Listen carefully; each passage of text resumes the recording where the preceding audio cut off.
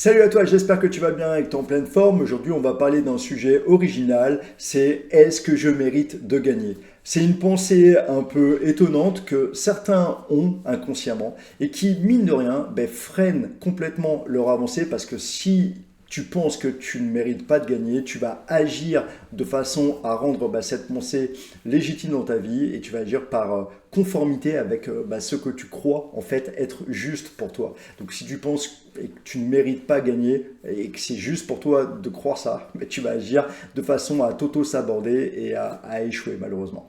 Alors on va parler de ça dans cette vidéo. Si tu n'es pas encore abonné, je t'invite à le faire, à mettre un petit pouce bleu, à mettre plein de commentaires et à partager cette vidéo si tu penses qu'elle peut aider une des personnes. Euh, j'ai coaché là, juste avant cette vidéo, une personne qui était justement habitée par cette peur de l'échec. Et quand on a commencé à creuser, il y avait une partie en lui qui lui faisait croire que ça n'allait pas fonctionner pour lui, que ça n'était pas pour lui. Et en creusant, on a découvert même une idée qu'il avait au plus profond de lui-même, c'est qu'en fait, il ne mérite pas de réussir et qu'on ne mérite pas de gagner de l'argent avec le poker. Donc c'est une idée que tu as peut-être.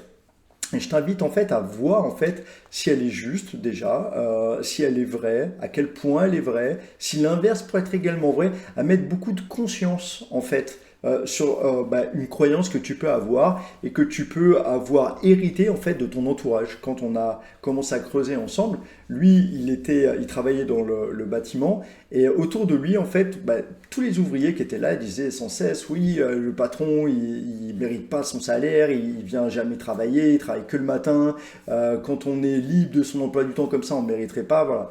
Et donc il a commencé à se forger par répétition la croyance que quand tu maîtrises ton emploi du temps et que tu ne fais pas une chose qui est dure physiquement, en fait, tu ne mérites pas ton salaire.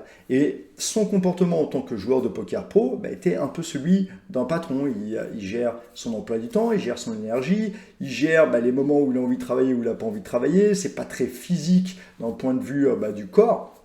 Et donc tout ça lui a fait croire inconsciemment que pour lui, en fait, il n'allait pas y arriver parce qu'il ne méritait pas d'y arriver et on ne mérite pas de gagner de l'argent avec le poker.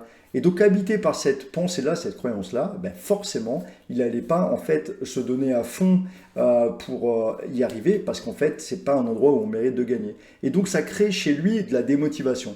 Donc, ça a été intéressant dans le coaching d'aller vraiment mettre de plus en plus de conscience pour voir, du coup, d'où pouvait venir cette croyance et en quoi elle était juste et en quoi peut-être c'était pas aussi un héritage plus profond, familial. Et on a découvert qu'effectivement, sa maman avait vraiment ce type de croyance-là dont il avait hérité.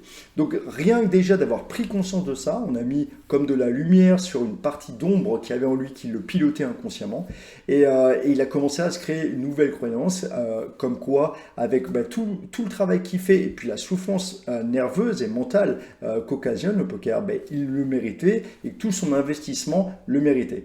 Et rien qu'avec cette nouvelle croyance qui va maintenant plus étoffée, avec des faits concrets, avec de la répétition et autres, il va pouvoir s'armer comme dans un bras de fer entre sa partie inconsciente qui lui fait encore croire ça. Maintenant, il a commencé déjà à la débusquer, cette croyance inconsciente, et puis une partie plus consciente en fait qui voit comment on peut mériter de l'argent au poker parce que c'est un véritable métier qui demande un investissement vraiment important, qui nous fait vivre de la souffrance ou de la douleur psychologique, du stress, et que c'est pas rien, que c'est pas si facile. Lui-même me l'a dit, c'est bien plus dur que nerveusement que dans les autres métiers qu'il avait fait précédemment.